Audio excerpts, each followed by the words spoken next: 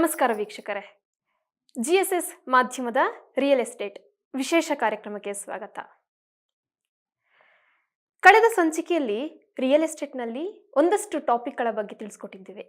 ಹಾಗೆ ಇಂದಿನ ಸಂಚಿಕೆಯಲ್ಲಿ ರಿಯಲ್ ಎಸ್ಟೇಟ್ನಲ್ಲಿ ಪ್ರಚಲಿತವಾದಂತಹ ಆಗಾಗ ಕೇಳಿ ಬರುವಂತಹ ಪದವೇ EC. ಈ ಬಗ್ಗೆ ತಿಳಿಸ್ಕೊಡೋದಕ್ಕೆ ನಮ್ಮೊಟ್ಟಿಗಿದ್ದಾರೆ GSS ಸಂಸ್ಥೆಯ ಸಂಸ್ಥಾಪಕರಾದಂತಹ ಶ್ರೀಹರಿ ಅವರು. ಸರ್, ಕಾರ್ಯಕ್ರಮಕ್ಕೆ ಸ್ವಾಗತ. ಸರ್, ರಿಯಲ್ ಎಸ್ಟೇಟ್ನಲ್ಲಿ EC ಅನ್ನುವಂತಹ ಪದನ ನಾವು ಅವಾಗವಾಗ ಕೇಳ್ತಾ ಇರ್ತೀವಿ. EC ಅಂದ್ರೆ ಏನು ಸರ್? ಎನ್ಕಂಬರೆನ್ಸ್ ಸರ್ಟಿಫಿಕೇಟ್ ಅಂತ. ಎನ್ಕಂಬರೆನ್ಸ್ ಸರ್ಟಿಫಿಕೇಟ್ ಅಂದ್ರೆ ಎನ್ಕಂಬರ್ ಅಂತಂದರೆ ಋಣ ಅಂತ ಅಷ್ಟೆ. ಋಣವನ್ನು ನಮೂದು ಮಾಡ್ತೀವಿ ಅಂತ. ಉದಾಹರಣೆಗೆ ಒಬ್ಬರು ಇನ್ನೊಬ್ಬರಿಗೆ ಸೇಲ್ ಮಾಡ್ತಾರೆ. ಒಬ್ಬರು ಸೆಲ್ಲರ್, ಒಬ್ಬರು ಬೈಯರ್. ಒಂದು ಟ್ರಾನ್ಸಾಕ್ಷನ್ ಆಗಿರುತ್ತೆ ಆ ಪ್ರಾಪರ್ಟಿಯ ಬಗ್ಗೆ. ಆ transaction encumbrance certificate sub registrar ಆಫೀಸಲ್ಲಿ ರಿಜಿಸ್ಟರ್ ಆಗುತ್ತೆ. ರಿಜಿಸ್ಟರ್ ಆಗಿದ ಕೂಡಲೇ ಅದು ಸರ್ಟಿಫಿಕೇಟಿನ ರೂಪದಲ್ಲಿ ಇವತ್ತು ಈ ಪ್ರಾಪರ್ಟಿ ಇಂಥವರಿಗೆ ರಿಜಿಸ್ಟರ್ ಆಗಿದೆ, ಮಾರುವವರು ಕೊಳ್ಳುವವರು, ಅದು ನಮೂದಾಗತ್ತೆ. ಅಂದರೆ ಆ ಪ್ರಾಪರ್ಟಿ ಸೇಫ್ ಅಂತ. ಆ ಪ್ರಾಪರ್ಟಿ EC ತಗೊಂಡ್ರೆ ಈ ಪ್ರಾಪರ್ಟಿ ಯಾರ ಹೆಸರಲ್ಲಿದೆ ಅಂತ ಗೊತ್ತಾಗುತ್ತೆ. ಅದೊಂದು 15 ರೂಪಾಯಿ ಕೊಟ್ಟರೆ ಒಂದು ವರ್ಷದ EC ಕೊಡ್ತಾರೆ. 10 ರೂಪಾಯಿ ಇರಬೇಕೀಗ ಅಷ್ಟೇ. ಸಬ್ ರಿಜಿಸ್ಟ್ರಾರ್ ಆಫೀಸಲ್ಲಿ ಹೋಗಿ ನಂಗೆ ಕಳೆದ 1 ವರ್ಷದ ಈ ಪ್ರಾಪರ್ಟಿಯ ಸಂಬಂಧಪಟ್ಟ EC ಕೊಡಿ ಅಂದರೆ ಕೊಡ್ತಾರೆ. ಅದರಲ್ಲಿ ಆ ಪ್ರಾಪರ್ಟಿಯ ಬೈಯರ್ ಯಾರು, ಸೆಲ್ಲರ್ ಯಾರು, ಅದು ಸಾಲ ತಗೊಂಡಿದ್ದಾರಾ ಆ ಪ್ರಾಪರ್ಟಿ ಮೇಲೆ, ಅಥವಾ ಮಾರಾಟ ಮಾಡಿದಾರಾ, ಅಥವಾ ಸೇಲ್ ಅಗ್ರಿಮೆಂಟ್ ಆಗಿದೆಯಾ, ಅಥವಾ ಬ್ಯಾಂಕಲ್ಲೆಲ್ಲರೂ ಲೋನ್ ತೊಗೊಂಡಿದ್ದಾರಾ, ಅದು ಹೌಸಿಂಗ್ ಲೋನ್ ತೊಗೊಂಡಿದ್ದಾರಾ, ವ್ಯಾಪಾರಿ ಲೋನ್ ತೊಗೊಂಡಿದ್ದಾರಾ, ಎಲ್ಲವೂ ಈ ಎನ್ಕಂಬರೆನ್ಸ್ ಸರ್ಟಿಫಿಕೇಟಲ್ಲಿ ನಮೂದಾಗತ್ತೆ. ಇದು ಒಂದು ಫಾರಮ್ 15 ಅಂತ. ಈ ಪ್ರಾಪರ್ಟಿಯ ಮೇಲೆ ಏನೂ ಹಕ್ಕುಗಳಿಲ್ಲ, ಏನೂ ಮಾರಾಟ ಆಗಿಲ್ಲ ಅಂತಂದರೆ ಅದಕ್ಕೊಂದು ಫಾರಮ್ ಇದೆ. 16 ವರ್ಷಗಳಿಂದ ಅದು ಒಬ್ಬರ ಹೆಸರಲ್ಲೇ ಇದೆ, ಅದರ ಮೇಲೆ ಏನೂ ಋಣ ಇಲ್ಲ, ಸಾಲ ತಗೊಂಡಿಲ್ಲ, ಮಾರಾಟ ಮಾಡಿಲ್ಲ, ಸೇಲ್ ಅಗ್ರಿಮೆಂಟ್ ಹಾಕಿಲ್ಲ, ಏನೂ ಇಲ್ಲ ಅಂತಂದರೆ ಒಂದು ಫಾರಮ್.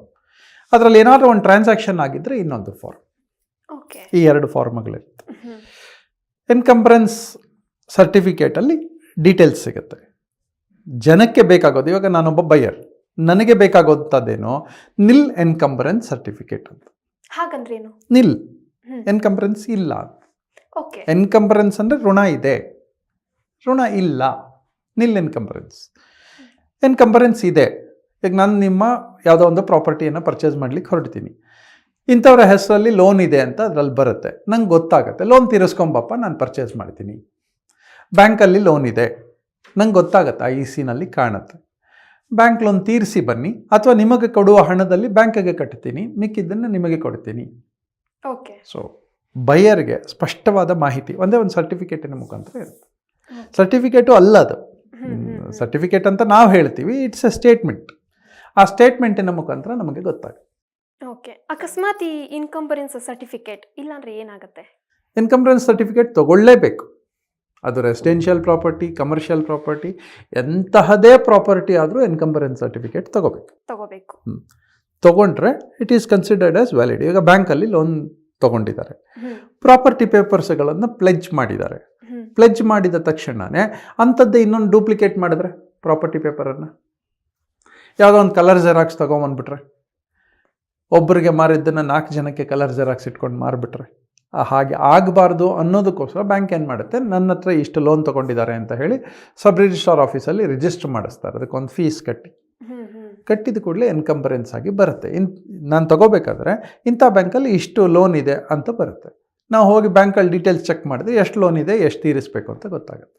ಅಂದರೆ ಬೈಯರ್ ಸೇಫ್ಟಿಗೋಸ್ಕರ ಮಾಡಿದಂತಹ ಒಂದು ವ್ಯವಸ್ಥೆ ಇದು. ಈ ಎನ್ಕಂಬರೆನ್ಸ್ ಅನ್ನೋ ಪದ ರಿಯಲ್ ಎಸ್ಟೇಟಲ್ಲಿ ಚಾಲ್ತಿ ಜಾಸ್ತಿ. ಆದರೆ ಯಾವುದೇ ವಿಷಯಕ್ಕೂ ಎನ್ಕಂಬರೆನ್ಸ್ ಅಂತ ಇರುತ್ತೆ. ಈಗ ನನ್ನ ಹತ್ರ ಗೋಲ್ಡ್ ಇದೆ, ಗೋಲ್ಡಿನ ಮೇಲೆ ಎನ್ಕಂಬರೆನ್ಸ್ ಇದೆಯಾ? ಯಾವುದೋ ಶೇರ್ ತಗೊಂಡಿದ್ದೀನಿ, ಶೇರಿನ ಮೇಲೆ ಎನ್ಕಂಬರೆನ್ಸ್ ಇದೆಯಾ? ಸಾಲ ತಗೊಂಡು ಶೇರ್ ತಗೊಂಡಿದ್ದೀನಾ? ಗೋಲ್ಡ್ ಇಟ್ಟು ಲೋನ್ ತಗೊಂಡಿದ್ದೀನಾ? ಅಥವಾ ಇನ್ನೇನೋ ಒಂದು ಪತ್ರ ಇಟ್ಟು ತಗೊಂಡಿದ್ದೀನಾ? ಇದು ರಿಯಲ್ ಎಸ್ಟೇಟಿನ ಜೊತೆಗೆ ಎನ್ಕಂಬರೆನ್ಸ್ ಅಂತಂದರೆ ನಾನು ಸಾಲಗಾರನ ಆಗಿದ್ದೇನೆ, ಅಥವಾ ಅದರಲ್ಲಿ ಒಂದು ಸ್ಟೇಟ್ಮೆಂಟ್ ಇರುತ್ತೆ, ಇದು ಯಾರದು, ಎಲ್ಲಿ ಅಂತ. So that is called encumbrance certificate. ನಿಲ್ಲಿದ್ದರೆ ಧೈರ್ಯವಾಗಿ ಬೈ ಮಾಡಿ, ನಿಲ್ಲಿಲ್ಲ ಅಂತಂದರೆ ಯೋಚನೆ ಮಾಡಿ ಬೈ ಮಾಡಿ. ಈಗ ಹೇಳ್ತಾ ಇದ್ರಿ ಇವಾಗ ಇನ್ಕಮ್ ಸರ್ಟಿಫಿಕೇಟ್ ಅನ್ನೋದು ರಿಯಲ್ ಎಸ್ಟೇಟ್ನಲ್ಲಿ ಮಾತ್ರ ಅಲ್ಲ, ಬೇರೆ ಬೇರೆ ವಿಷಯದಲ್ಲೂ ಬರುತ್ತೆ ಅಂತ. ಅಂದರೆ ಅದು ಏನೇನಕ್ಕೆ ಉಪಯೋಗ ಆಗುತ್ತೆ, ಎಲ್ಲಿ ಮಾಡಿಸ್ಬಹುದು ನಾವು ಅದನ್ನು? ನೀವು ಯಾರೂ ಮಾಡಿಸೋ ಹಾಗಿಲ್ಲ. ಓಕೆ. ಟ್ರಾನ್ಸಾಕ್ಷನ್ ಯಾರು ಮಾಡ್ತಾ ಇದ್ದಾರೆ ಅವ್ರು ಮಾಡಿದ ಕೂಡಲೇ ಅದನ್ನ ಸಪ್ರೇಟ್ ಸರ್ಟಿಫಿಕೇಟ್ ಯಾರು ಮಾಡಿಸಲ್ಲ. ಸಬ್ ರಿಜಿಸ್ಟ್ರಾರ್ ಆಫೀಸಲ್ಲಿ ಹೋಗಿ ನಾನೊಂದು ಪ್ರಾಪರ್ಟಿಯನ್ನು ಖರೀದಿ ಮಾಡ್ತೀನಿ, ಅಥವಾ ಖರೀದಿ ಮಾಡ್ತೀನಿ ಅಂತ ಒಂದು ಸೇಲ್ ಅಗ್ರಿಮೆಂಟ್ ಮಾಡ್ತೀನಿ, ಅಥವಾ ನಾನು ಯಾರಿಗೋ ಒಬ್ಬರಿಗೆ ಸಾಲವನ್ನು ಕೊಟ್ಟಿದ್ದೀನಿ, ಅವರು ಸಾಲಕ್ಕೆ ನನಗೆ ಪ್ರತಿರೂಪವಾಗಿ ನನಗೆ ಒಂದು ಪತ್ರವನ್ನು ಕೊಟ್ಟಿದ್ದಾರೆ. ಓಕೆ. ನಾನು ಸಾಲವನ್ನು ಕೊಟ್ಟಿದ್ದೀನಿ ಅಂತ ಅದರಲ್ಲಿ ಬರೆದಿರುತ್ತೆ, ಒಂದು ಡೀಡ್ ಮಾಡ್ಕೋತೀನಿ. ಡೀಡ್ ಮಾಡಿದ ತಕ್ಷಣವೇ ಅದು ಸಬ್ ರಿಜಿಸ್ಟ್ರಾರ್ ಆಫೀಸುಗಳಲ್ಲಿ ಎನ್ಕಂಬರೆನ್ಸ್ ಸರ್ಟಿಫಿಕೇಟ್ ಆಗಿ ಹೊರಗೆ ಬಂದ್ಬಿಡುತ್ತೆ. ಓಕೆ. ಅದು 1 ದಿನಕ್ಕೆ ತಗೋಬೋದು, 1 ವರ್ಷಕ್ಕೆ ತಗೋಬೋದು, 10 ವರ್ಷಕ್ಕೆ ತಗೋಬೋದು, 20 ವರ್ಷಕ್ಕೆ ತಗೋಬೋದು, 50 ವರ್ಷಕ್ಕೆ ತಗೋಬಹುದು. ಎಷ್ಟು ವರ್ಷಕ್ಕೆ ಬೇಕಾದರೂ ನಮಗೆ ಸರ್ಟಿಫಿಕೇಟ್ ಸಿಗುತ್ತೆ. ಟ್ರಾನ್ಸಾಕ್ಷನ್ ಪ್ರತಿ ವರ್ಷ ಆಗ್ತಾ ಇದೆ ಅಂತಂದರೆ, ಪ್ರತಿ ತಿಂಗಳು ಆಗ್ತಾ ಇದೆ ಅಂತಂದರೆ, ಯಾವಾಗ ಟ್ರಾನ್ಸಾಕ್ಷನ್ ಆಗಿದೆ ಯಾವಾಗೆಲ್ಲ ಹೊಸ ಸರ್ಟಿಫಿಕೇಟ್ ಬರುತ್ತೆ. Okay okay. ಅಂದರೆ ಒಂದೇ ಸರ್ಟಿಫಿಕೇಟಲ್ಲಿ ಇವರು ಇಂಥವ್ರು 1 2 3 4 ಸೇಲ್ ಮಾಡ್ಕೊಂಡು ಬಂದಿದ್ದಾರೆ ಅಂತಿರುತ್ತೆ. 10-20 ವರ್ಷ ಆದರೂ ಏನೂ ಆಗೇ ಇಲ್ಲ, ಟ್ರಾನ್ಸಾಕ್ಷನ್ ಆಗಿಲ್ಲ ಅಂದರೆ ಒಂದೇ ಒಂದು ಸರ್ಟಿಫಿಕೇಟಲ್ಲಿ ಇದೆಲ್ಲ ಕಾಣುತ್ತೆ. ಇಲ್ದಿರ multiple certificates. It is for safety of everybody, buyer, ಸಾಲ ಕೊಡುವವರು, ಎನಿಬಡಿ. ಸೆಲ್ಲರ್ಗೂ ಸೇಫ್, ಬೈಯರ್ಗೂ ಸೇಫ್. ಈಗ ಒಬ್ಬರು ಬಿಲ್ಡರ್ ಇದ್ದಾರೆ, ಅವ್ರು ಫ್ಲ್ಯಾಟನ್ನು ಮಾರ್ತಾ ಇದ್ದಾರೆ. ಫ್ಲ್ಯಾಟನ್ನು ಮಾರುವಾಗ ಅಗ್ರಿಮೆಂಟ್ ಆಗುತ್ತೆ. ಅಗ್ರಿಮೆಂಟ್ ಮಾಡಿದ ಕೂಡಲೇ ಅವ್ರು ಹೋಗಿ ರಿಜಿಸ್ಟರ್ ಮಾಡ್ಬೋದು. ಬೈಯರ್ ಹೇಳ್ಬೋದು, ನನಗೆ ರಿಜಿಸ್ಟರ್ ಮಾಡಿ ಕೊಡಿ, ನಾನೊಂದು ಸೈಟ್ ಖರೀದಿ ಮಾಡ್ತಾಯಿದ್ದೀನಿ, ಒಂದು ಲ್ಯಾಂಡ್ ಖರೀದಿ ಮಾಡ್ತಾಯಿದ್ದೀನಿ. ಖರೀದಿ ಮಾಡುವಾಗ ನಾನು ಹೇಳ್ಬೋದು, ನನಗೆ ರಿಜಿಸ್ಟರ್ಡ್ ಸೇಲ್ ಡೀಡ್ ಮಾಡಿ ಕೊಡಿ.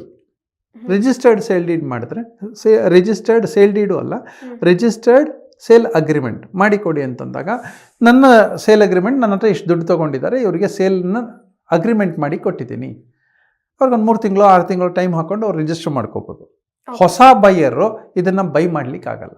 ಅವಾಗ ಎನ್ಕಂಬರೆನ್ಸ್ ಇದ್ದರೆ ಬೇರೆ ಜನ ಮೋಸ ಹೋಗ್ಲಿಕ್ಕಾಗಲ್ಲ, ಇವರು ಮೋಸ ಹೋಗ್ಲಿಕ್ಕಾಗಲ್ಲ. ಯಾರು ರೆಗ್ಯುಲರ್ ಬೈಯರ್ ಇದ್ದಾರೆ ಅವರು ಮೋಸ ಹೋಗ್ಲಿಕ್ಕಾಗಲ್ಲ.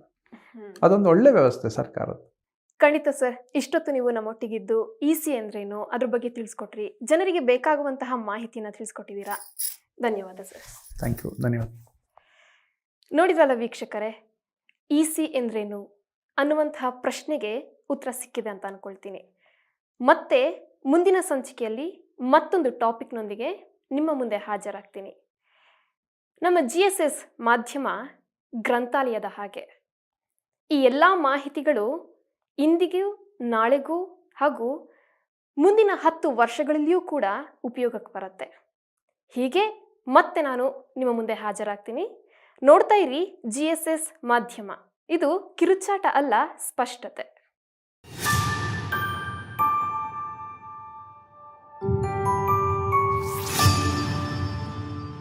ಈ ಕಂಟೆಂಟ್ ನಿಮಗೆ ಇಷ್ಟ ಆಗಿದೆ ಅಲ್ವಾ ವೀಕ್ಷಕರೇ? ಹಾಗಿದ್ರೆ ಈ ಕೂಡಲೇ ನಮ್ಮ ಚಾನಲ್ಗೆ ಸಬ್ಸ್ಕ್ರೈಬ್ ಮಾಡಿ, ಲೈಕ್ ಮಾಡಿ, ಜೊತೆಗೆ ಕಮೆಂಟ್ ಬಾಕ್ಸ್ನಲ್ಲಿ ಕಮೆಂಟ್ ಮಾಡೋದನ್ನ ಮರಿಬೇಡಿ.